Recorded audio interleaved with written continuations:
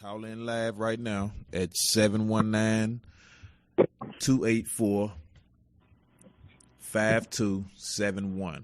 And that call pin is 70637. Hayes. Good evening. Peace. I'm on the road, so I'm not in front of my computer. So the little notes that I wanted to ask, I'm gonna have to go off on just what I remember and stuff. I'm almost at the house. Snow is coming down, so I gotta take it easy. Oh yeah, you real time. We don't never get snow out here, man. we don't never get snow. I live in California, the Bay Area. Jenkins, I like exactly where you're at. It was what? It was 78, something like that today. Yeah, it's crazy because the last time it was 78 here. When was the last time it was 78 right. here? It was like what, September? Yeah. We're not going to get 78 probably until May or something like that.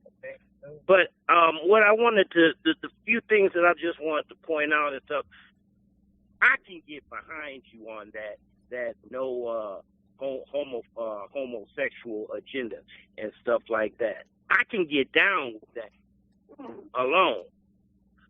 But, and this is a big but, these people are nasty, okay? Not just their way of life, just how they do business. Now, you have already planted your seed. I am one of them.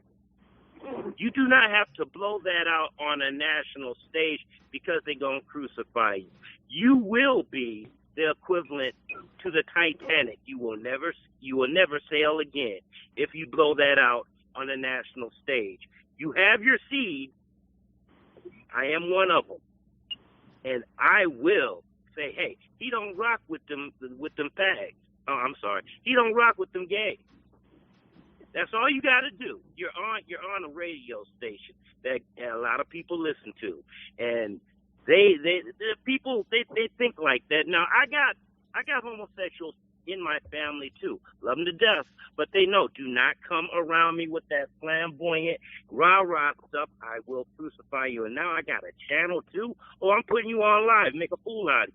You want to live like these heathens? Okay, I'm gonna out you like the heathens do. And guess what? I learned from the best. So, Mr. Jenkins, you do have a follower. I might even write you in. I was planning on burning my absentee ballot. But, brother, don't do it. Don't do it. Not on a national stage. You got us right here. And many people are thinking just like that. Yeah, I'll rock him, and I'll spread his word. But they will sink you. You will be like the USS Arizona, and that thing will never float again. Politically, that's political suicide. Now, I'm about to pull in, and then I'll chime back in because the points that I want to point out about, there's some amendments that need to be put on our black agenda. The one that I do know off the top is no taxes. Foundational blacks. Now, I can track mine. I can track all my lineage from Alley, Georgia, and Bessemer, Alabama, doggone it. So I know where I came from. And, I want my 40 acres, doggone it. And I'm not going to say the two extra accessories that I've been also saying because this is a family program. I want it. Now, if the Indians can get casinos, and Jews can get $50 billion. Was there a concentration camp somewhere in Denver I didn't know about? Why are we giving Israel $50 billion annually? This isn't a one-time thing. This is annual.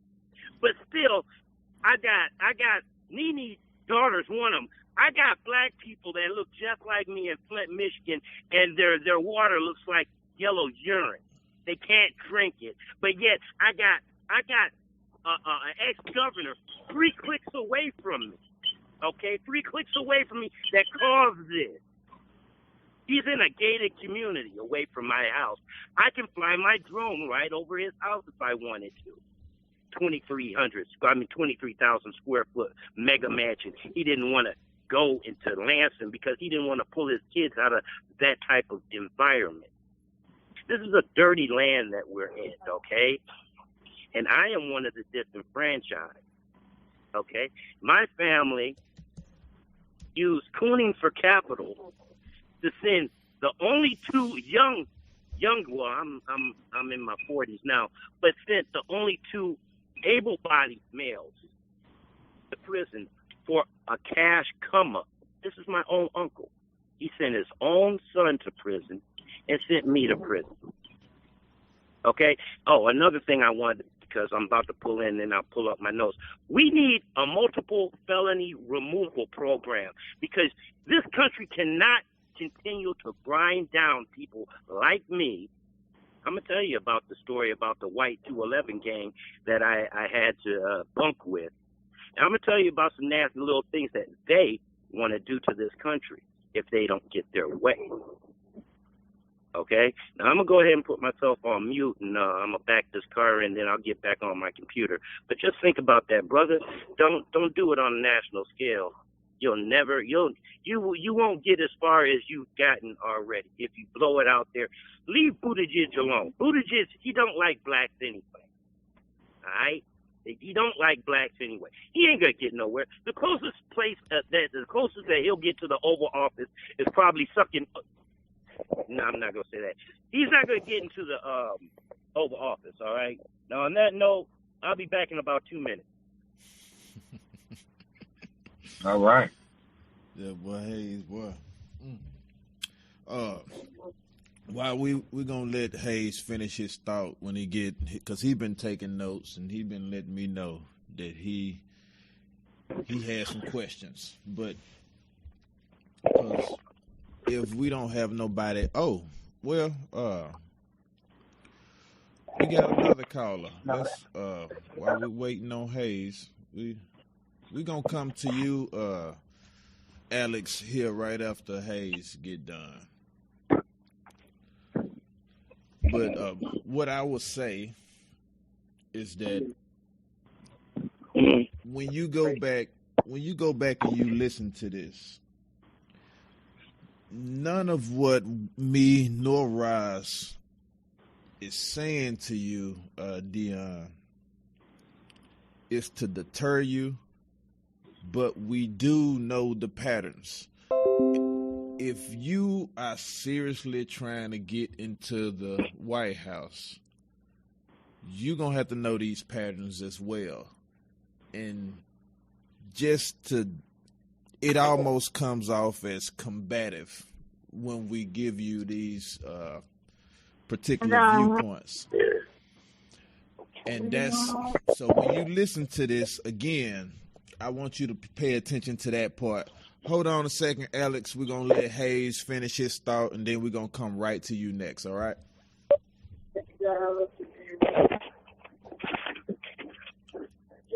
Go ahead, Hayes.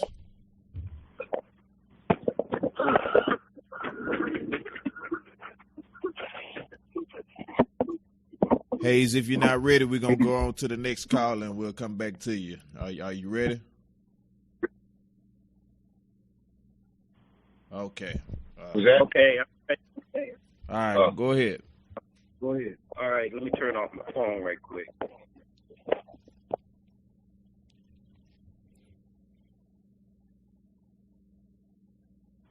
What just happened?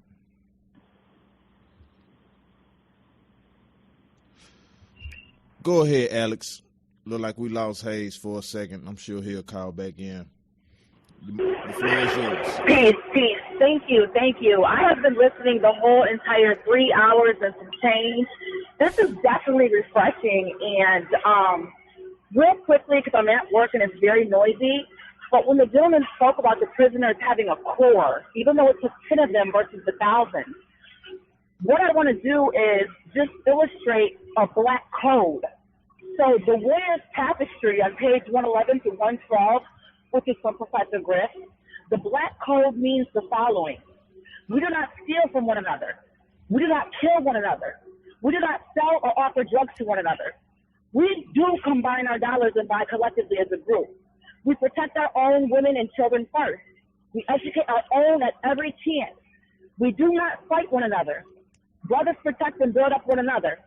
Sisters protect and build up one another. We look for every opportunity to start our own business, servicing the needs of our people first. And lastly, Professor Griff states, we must get back to living by a code of conduct, a code of ethics, a code of respect. And I reference this because if we don't follow this code, what is the money going to do for the Black agenda long term? And with that, thank you so much, Jenna. Thank you so much, Roz. And thank you so much for the gentleman. This platform is necessary. Peace. Peace. You have a great night at work. So that was a question for me. Thank you. Stay safe. Was that a question for me or? No, Alex was just she wanted to put her comment. She said that she appreciated you coming on, and she wanted to give out that Warriors code, meaning that without a code, if you was to get into the White House and make all of this happen, without a code, it would be for naught because we would throw it away. That's the statement that she was making.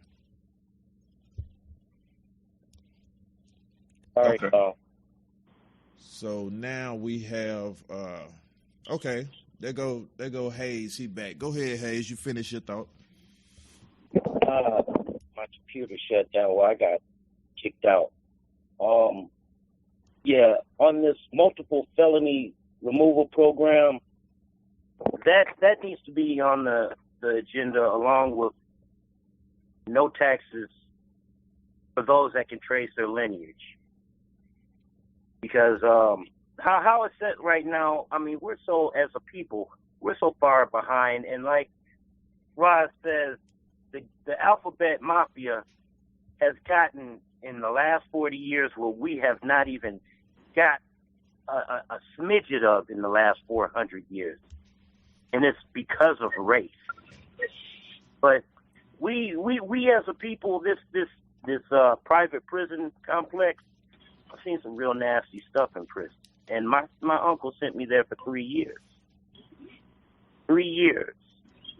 And you would not see the most demonic thing or the most disrespectful thing except for in a state or a private prison. But I think a private prison is much more torturous. It's much more torturous. I showed Roz what a CO did to my hand just for claiming I didn't see what he claimed that I saw. Private prisons need to be shut down. They're being traded on the stock market, and like a fool, I bought $1,000 worth after I got out. And you know what? I've made $500 in the last 6 months alone off of private prisons, a place that housed me and tortured me. And I've watched many people die because they were trying to kill me too. They took me totally off of my insulin. And you know what? It was people that looked just like me. Those doctors that work there, those nurses that work there, those are the lowest of their class. They're not going to get into a top 10 hospital or have a thriving practice. So the prison board, they'll welcome those people. They're quacks. They're quacks, and they like to experiment. Because when they took me off of my insulin, the first thing that started to form in the first week were boils. And because our prison was purposely infested by COs that bought bed bugs from a scientific experimental place and infested the whole compound, boils generate heat. So I was nothing but a smorgasbord for the past 3 years. So I have a lot of hate towards this country. I played by the rules. I never sold dope. I never did B&Es. But this country has shown me nothing but her lily white ass all my life. I'm just one of the rare ones that would like to see it burn. But I would like to see someone like you make it. But I don't want to see you torpedo yourself before you get there. That's all I want to say. Hey, thank you. All right. Thank you, Hayes. and we have come to an end. Of course, share this with your family. This is a very important podcast here tonight. What we will do is we will leave you to give out your information, Deon, and we'll give our final thoughts afterwards. Yeah, no problem. Yeah, Google Deon D. Jenkins. You'll find articles on me, stuff like that. You'll find my website, www.reparationsforpresident.com. Follow me on YouTube. Subscribe. We're going to be dropping a lot of videos and stuff. My YouTube is Deon D. Jenkins. And if you click on that, you'll see like a couple of interviews and everything like that. Follow me on Instagram, Hip Hop for President. That's my Instagram. Follow me on my Facebook, Hip Hop for President. And follow me on Twitter, Deon D. Jenkins. And let's get behind this. Reparations is a key. And just to answer the sister's question, she was saying that we can't do anything if we don't have a code, which is true, and we will basically squander anything that we get if we don't have a code. Well, part of the reason why we don't have a code as well is because we're victimized in a system of white supremacy. I think that's a huge problem. Will psychologically damage a lot of us, but there is enough interest to get behind a candidate for a black agenda. So, I believe that if we actually had a black president who instilled reparations and would give us the opportunity to compete, our self-esteem is going to go up. Self-esteem is a big issue, right? And it is a huge reason why a lot of people feel like they have to worship white folks and they have to follow white folks and they have to submit to white folks. Because technically you do. In a system of white supremacy, you have to conform, right? This package that I have is going to create an avenue to allow black people to compete against white supremacy in this country. And because this is one of the most powerful nations in the world, arguably the most powerful, that will also affect us on a worldwide level. Because if I'm president, I'm going to also have foreign policies, of course, and I think it's really, really necessary. And to be codified stems from people just having enough self-esteem and confidence. So we have to instill that, but we could still win in election without having all of the codification in place. I believe that when we see one of us in that White House implementing these type of legislation packages, is going to do wonders for our self-esteem. When I'm able to actually give grants for media, like a station like this may get $1 million funding grant, right? And now you have access to capital in a way that you never had before, to where you could actually promote images that will help the psychology of our people. All of that play in part, right? So the grants element is very important because, we don't have, even though black media is reforming itself, we're still far behind. And media is one of the tools that's needed in order to create a strong psychology. It's always been used in order to instill confidence or take it away. So part of the codification deals with having access to resources. Once people are more confident, then you see a lot more pride in themselves and a lot more codification like you have never really saw before. Well, and I'm in on that. All right. Well, thank you. We didn't get into all of the nuances that I wanted to get into. Mostly, well, how do I word this? Either way, we didn't get into all of the nuances. We still have several questions. And after you listen to this playback, hopefully you'll sit down and you'll think about some of the things that we were said. Here we kind of give the brutal, honest truth. And one of those truths is, it's like I stated, I think that some of these questions that we was presenting to you, you answer them in somewhat of a combative way. And it's not a problem that you answered in that manner. The issue with it is that in order to get on a debating panel that you are looking to be on, that's not how you're not gonna be able to handle those situations like that.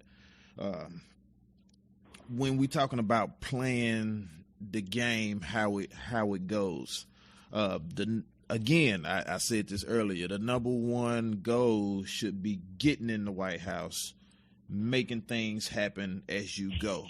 Hayes said it pretty perfectly. Don't shoot yourself down before you get there. These are all things that you could correct if you find that is a problem. If you don't see that that's a problem, then that's fine as well. These are just things that we are here to point out because, again, the agenda is meaningful and it's very helpful, but there are some things just based off of the way that you answered, I don't believe that you have enough information, and that's not us trying to trip you up.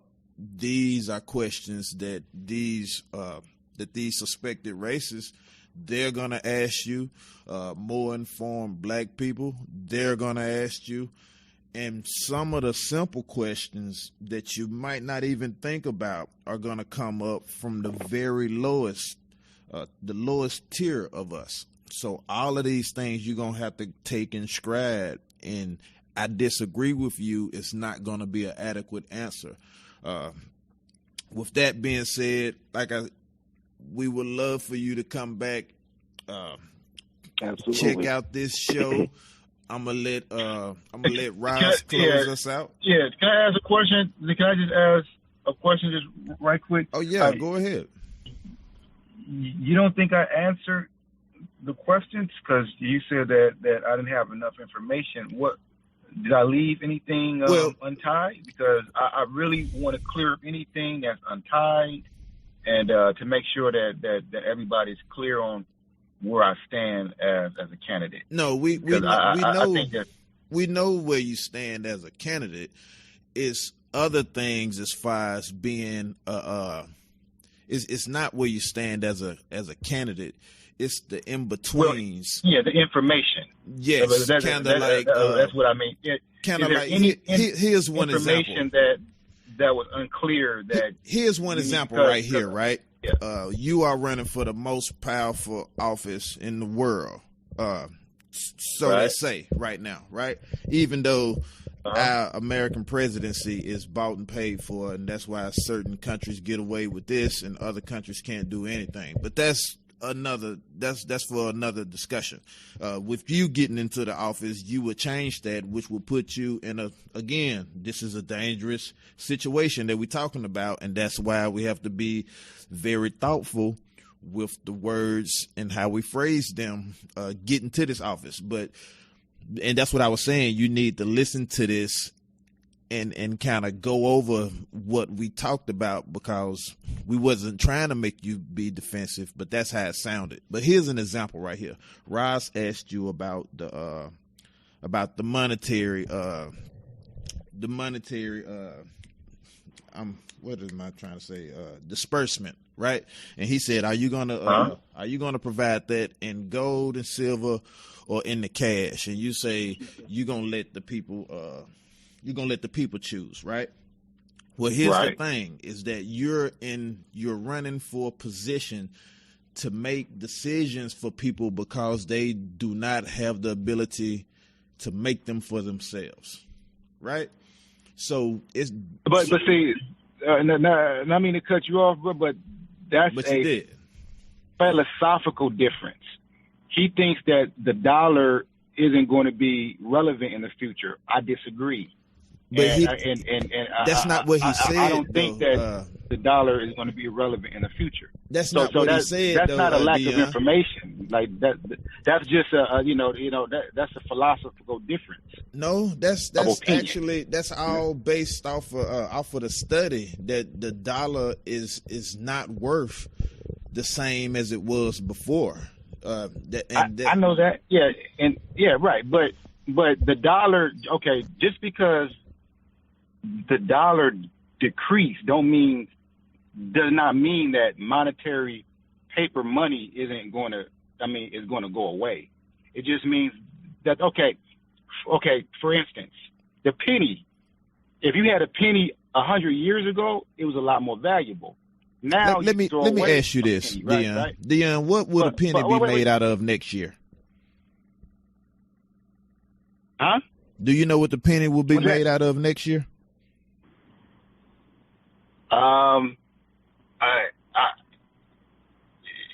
It's not even copper today. I probably don't know that.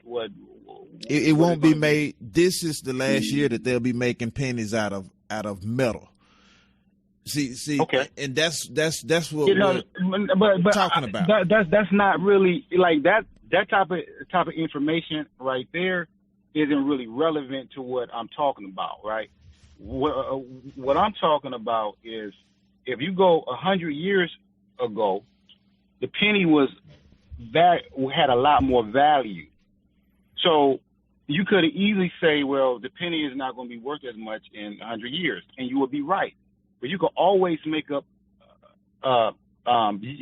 you can always make up another entity of money, of currency. So what I'm trying to say is, even though the dollar is decreasing in value, of course, it doesn't mean that money is going to go away. Currency that we know it as today is going to go away. Okay? That's what I'm saying. No, I it's going to decrease in value. And even if the dollar gets to a point to where it's not even worth anything anymore, they're going to have another way. It might be the $10 bill that's flowing around a lot more, or the $100 bill, and they're going to just keep adding new currencies. That's going to be the dollar. That's going to be broken down in monetary increments, but it's going to have it's going to be currency. That's what I'm trying to say. No, does that make sense?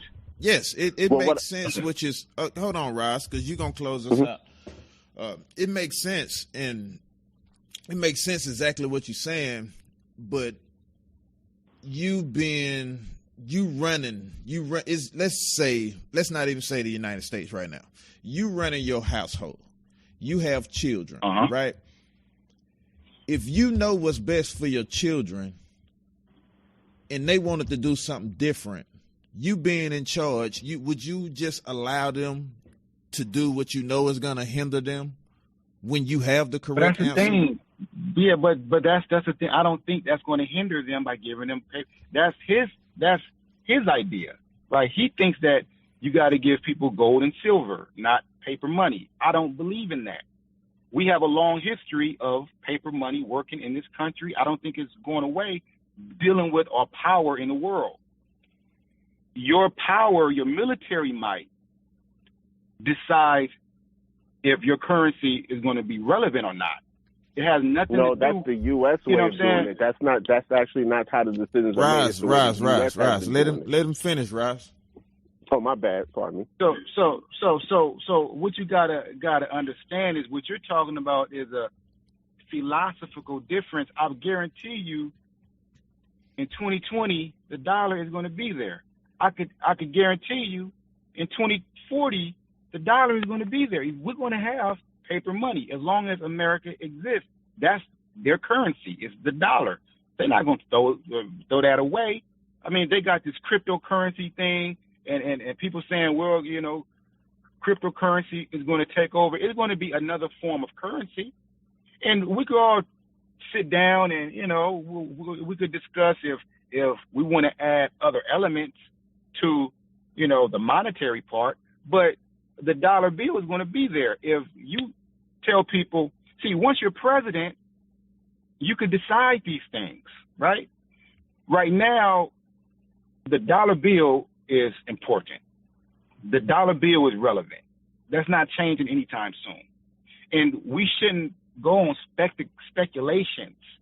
Well, we shouldn't go on theories and all of that. We should live in the facts that's right now. And right now, the dollar bill is relevant. It's been relevant for the last 200 years, and our military is strong, right? So just based on that information right there, and the people understand that, right? The people understand, okay, if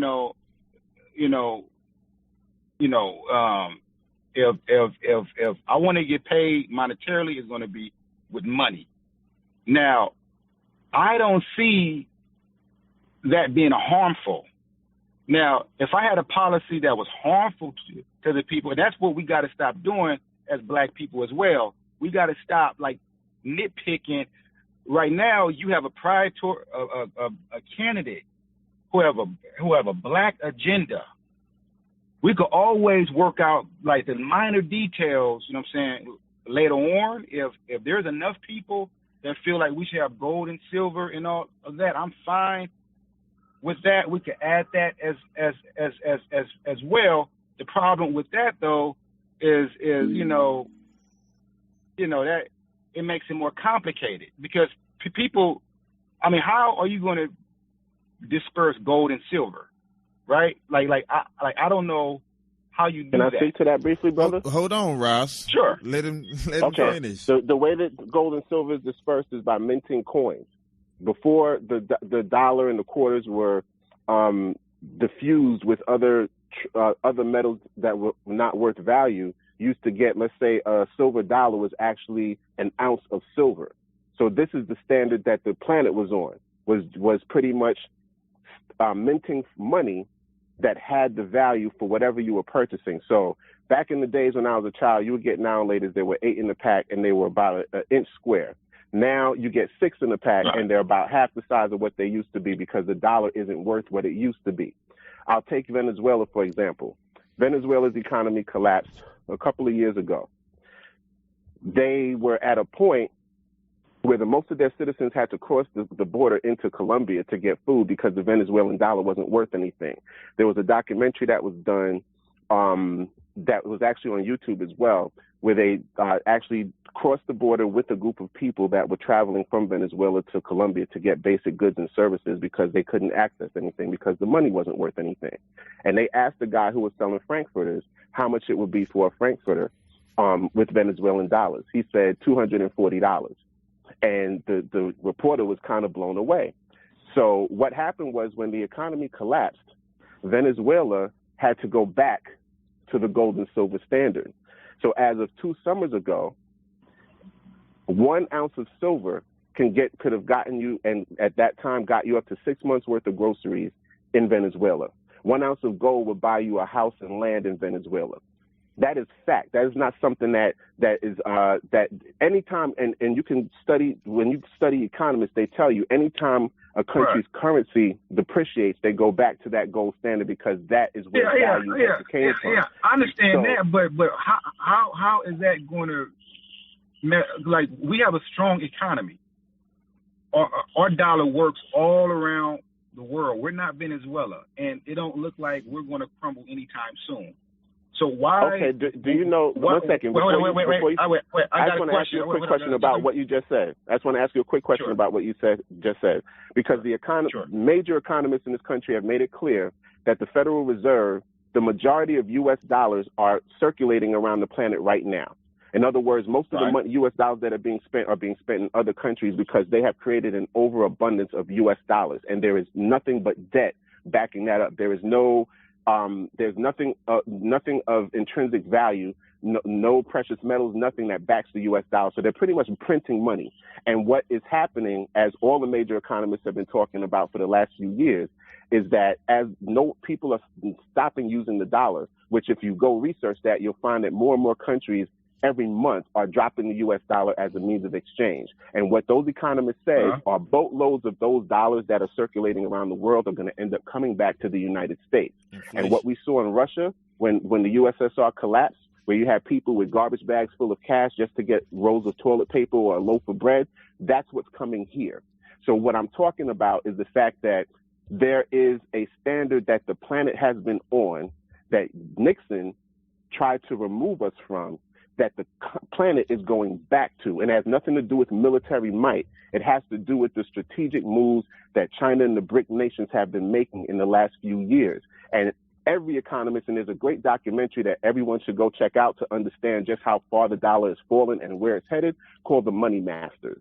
It is a master presentation by historians and economists that give you the history of the wars in this country that were fought over money, and the greenback, how many people were assassinated by the Federal Reserve when people tried to remove themselves from the printed money that they were making, and the fact that the dollar's been depreciating for a very long time now, and the U.S. economy is headed for collapse. It is a 3-hour documentary that'll be well spent with actual documented history on the history of the dollar and gold and silver as a medium of exchange, and the fact that the U.S. is going to have to go back to that standard. So this is why that's a fallacy, and I'm gonna tell you why. Because the reason why gold and silver is so valuable is because people made it valuable. The reason why Bitcoin currency and cryptocurrency is valuable is because people make it valuable. People decide what is valuable and what's not. Right now, if you go to anybody in the world and you say, hey, I'm going to give you $5, right? I'm going to give you $1 million. People would gladly take that. People are working every day for dollar bills. Correct. People, if you go outside of the country, as soon as you touch down, you just go to a poor country and see if they didn't drop the dollar bill, right? So what I'm trying to say is that the people decide what's valuable and what's not. That's why, I mean, no disrespect to people who go to college and all that type of stuff, and sometimes they overlook common sense. Have you ever been outside the country, Deon? Yeah. So let me. Well, we've been letting you finish all night. I gave you the mic most of the night, and hold on. Let me finish. Listen, because Deon, I made a controversial statement, and I don't want to end with that controversial statement. Let me back it up.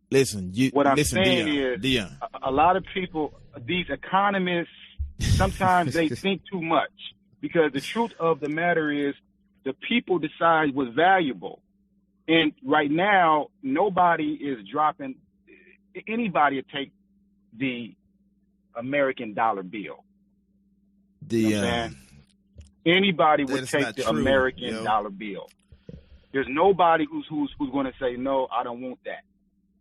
They're taking it. right? Now, there are movements around the world that is trying to get rid of the dollar bill and all of that. He's right about that. But the problem about that is this.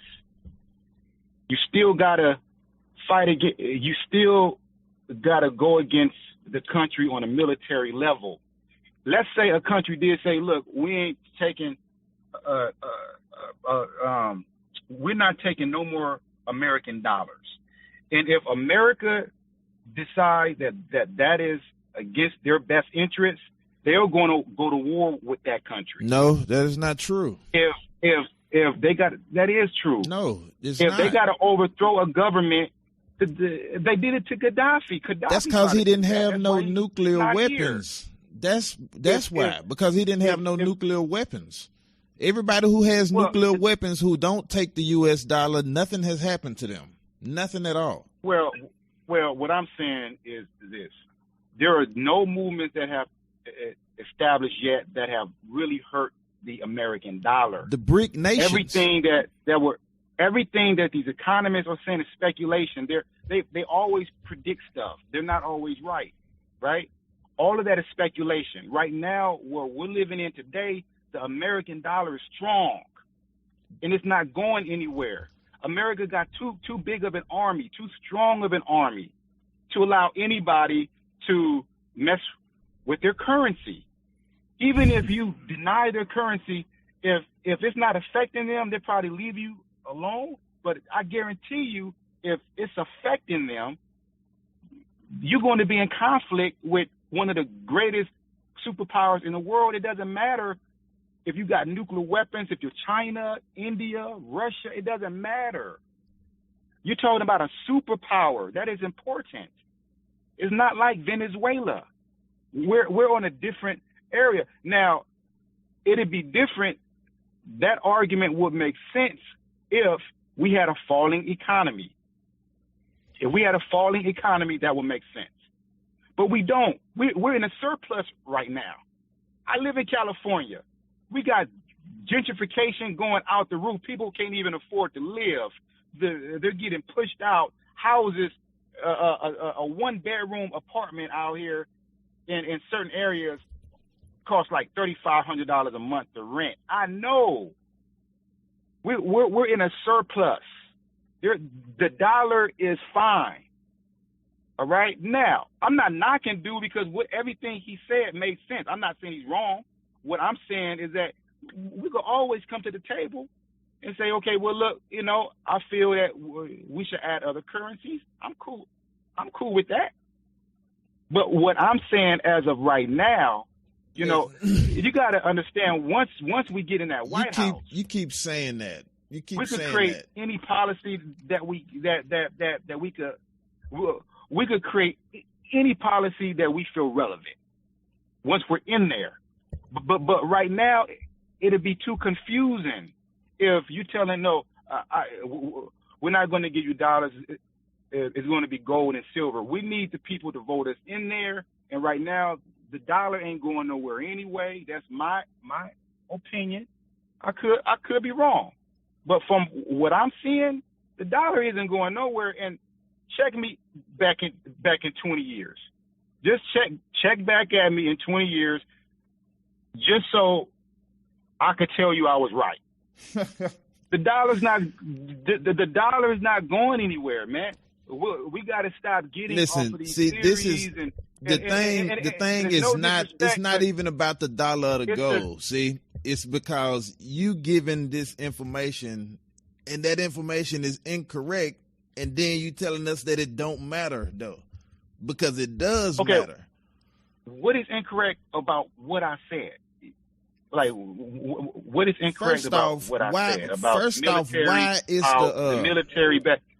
Because if you conflict against the please don't American economy, you're going to be in conflict with one of the greatest superpowers in the world. What did I say wrong about that? Because it's not true.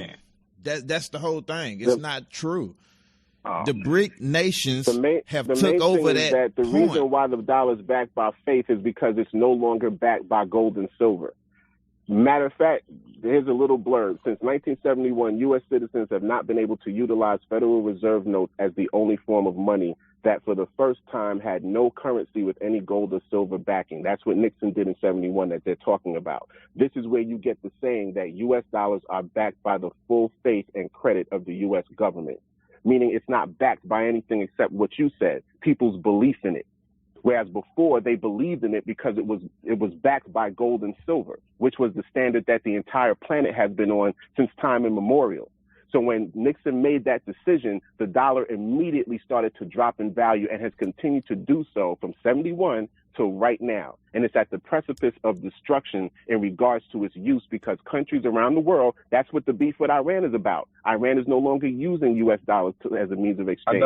Russia's moving away from that. China is moving away from that. And they about to go to war with Iran. That's why right. They're trying to, okay.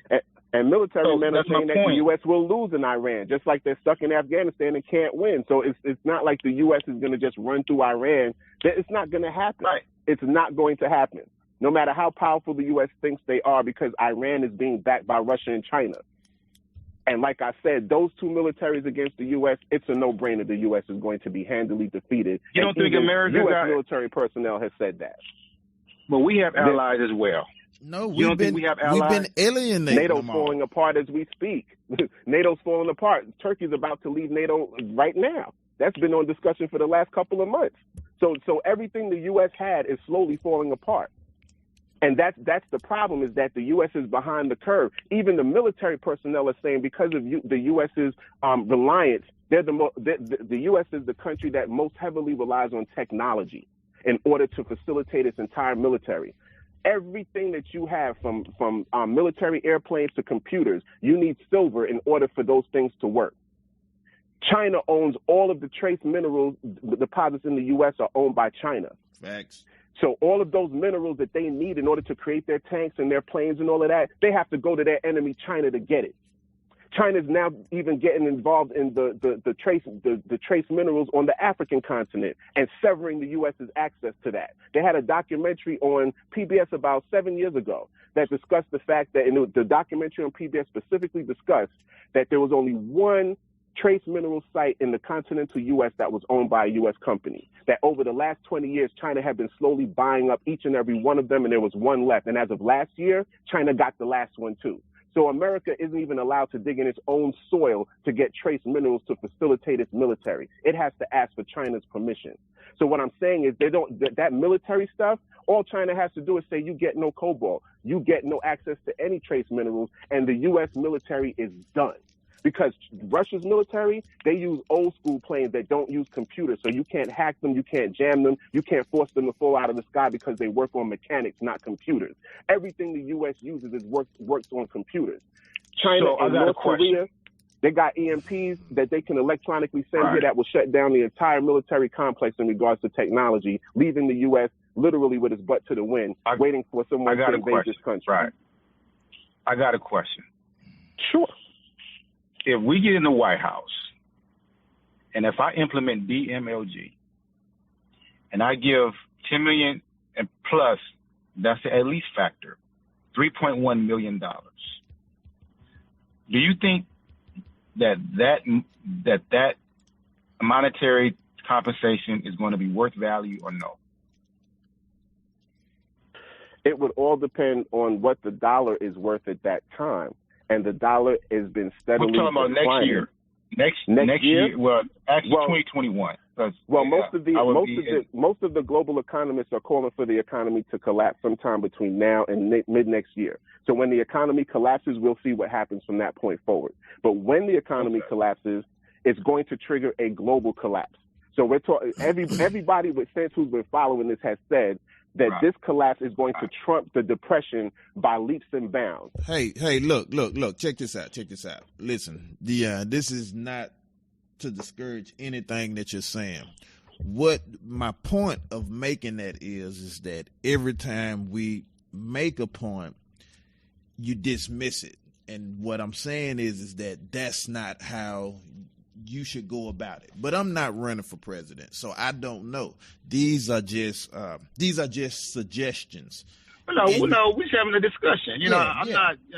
I hope you don't feel like I'm being disrespectful or No. Additive. Not at all. We're having a discussion. This discussion is needed. Like, we have to have these conversations because, you know, there are so many questions that people have, and I'm not offended by the questions, and I hope you're not offended by, you know, me responding to them or even how I'm a very passionate person. If it comes off like I'm, you know, combative, it's not like that. I'm just very abrupt. I'm fine. You know, in a positive way, though. I'm fine with it. It's refreshing to me. What I'm saying is that these suspected racists that you're gonna get in front of. That's why I keep going back to these debates that you're gonna be a part of. I think you lost the point, though, bruh. I think you really lost the point. Like, we don't need suspected racists to get in the White House. What we got to do is galvanize the people to get behind a black priority candidate. I think you missed that. Look, I have not missed that. Wait, let me finish. Deon, you done talked throughout these whole 3 hours. Listen, yo. In 2020. I understand. I have not had a misunderstanding about nothing that you've said. But what your misunderstanding is that let's say we are 14% of the population. That's including all of the prisoners in prison as well. If you get all of those people, that's nowhere close to enough for you to get into the White House. That's I never the part said that. You are that's missing. Not what I said. I never said that. See, that's why I know that you didn't grasp what I said. I said, for the primaries, we got to get enough black people to convince the Democratic Party that we're not voting for anybody on the ballot unless it's this campaign, because he's the only Deon D. Jenkins is the only candidate who have a black agenda priority candidacy. We get behind that, and we galvanize enough people to get behind that. The Democratic Party is going to come to us. That's a fact. They have to. They got to come to us, and then when we sit down, we negotiate. We let them decide which policies they feel are fit to get the white vote. We don't decide that. We're black agenda priority. We tell them this is what we want. They tell us this is what we want, right? We decide if what they want. I think I know where I am. I may have been confused. Now I want to ask you: is this may be where I'm because I keep saying what I'm saying, and I know you notice that I keep repeating the exact same thing. So I might be confused. So you can clarify this for me before we go ahead. Yeah, I'm under the impression that you're trying to be the president. Are we in that same general area right there? Yes, we are. Okay. So let me explain. Because obviously, I must not have articulated good enough. So I'm gonna explain how I'm gonna get in the White House. All right. So you're gonna hijack the poll. I'm about to answer the question, bro. Just listen to what I got to say, because I know that you didn't really grasp it. Once we galvanize enough black people for the primaries, it may not even be this one. It might not be this one. It might be the next one. However long it takes, whatever time frame that is, we galvanize enough black people to say, look, we're not going to vote for anybody unless Deon D. Jenkins, because he's the only black agenda priority candidate, right? Whatever number that is, however many people that may take, however many years that takes, the Democratic Party is going to have to negotiate with us if they want to get in the White House, because the black vote is muchly needed in order to sway any election for Democrats. That is a fact. If you don't believe me, ask anybody in politics who you refer. Ask anybody in politics who you listen to, who you would refer. Anybody would tell you on any level that the Democratic Party needs the black vote. Okay? So we solidified that, hopefully. So once we get enough galvanizing people, we galvanize enough black people to convince the Democrats, however long that may take, that we're not voting for anybody unless we're backing black agenda priority candidates. And at the presidential space, Deon D. Jenkins, because he has the track record, not about him, it's about the track record that he had leading up to this point in his package, his reparations package. What's going to happen is we're going to negotiate. The Democratic Party is going to say pretty much what you said. Well, how are you going to get the white voters? How are you going to get Mexican voters? How are you going to do this and that and this and that? Now, I have some personal policies that's going to trickle down to other groups without compromising a black agenda. However, the Democratic Party might even want some more. They're going to give me pointers like, well, you know what, this, that, this and that, this and that, this and that, this and that. We come to the table and we ask ourselves if we are willing to take on these policies in order to get the white vote, the Mexican vote, the Latino vote, the Asian vote, whatever, right? No matter what I say, a lot of white people are not going to vote for me. However, we don't need all white people. We just got to take enough of them, right? Just take enough Asians, enough Hispanics, right, in order to solidify a win against a Republican candidate. All right. Now, we already have history showing that Democrats and Republicans, there are phases of reign, right, to where everybody galvanized for Donald Trump. Well, the next Democratic presidential candidate who wins, whoever electrified their base is going to win the presidency. The Democratic Party knows that. How you electrify the Democratic base is you got to electrify black people.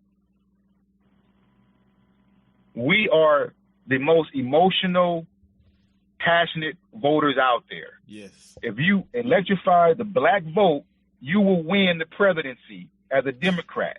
The reason why presidential candidates do not win because they lack that element of it. Now, you don't have to, if you don't want to take my word for it, as any political pundit out there who you do respect and who you do listen to, they would say the same thing I'm saying. Yes, you cannot win without the black vote. So, with that being said, once you see, the key is you got to convince the Democratic Party, the DNC, that you're that candidate. You're the black candidate. You're the candidate that black people are going to vote for no matter what. Then they are going to be forced to come to the table. Once we get them at the table, they are going to create policies.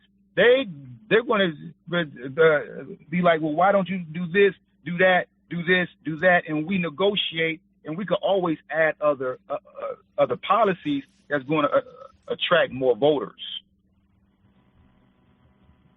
But the key is you got to electrify. If I get to the general election, me being a black candidate who's sincere about a black agenda, that alone is going to electrify our people, and they're going to come out in droves. We're going to beat Donald Trump or any other candidate that we got to face, right? So, with that being said, did I say anything that didn't make sense? And if it is, please explain it to me, because I'm listening. If you have anything that you don't agree with, I'm all ears. And if I said anything that's not clear, please let me know. Now, we was never unclear. Excuse me. I was never unclear. Okay. About anything. I don't, with the population change, I don't believe we have time to wait. So skipping out on a election because of missteps in words doesn't make sense to me. Again, some things just shouldn't be said. Politicians lie all the time. Not saying that you will have to be lying, but it's just certain things that you don't have to say, that you're giving away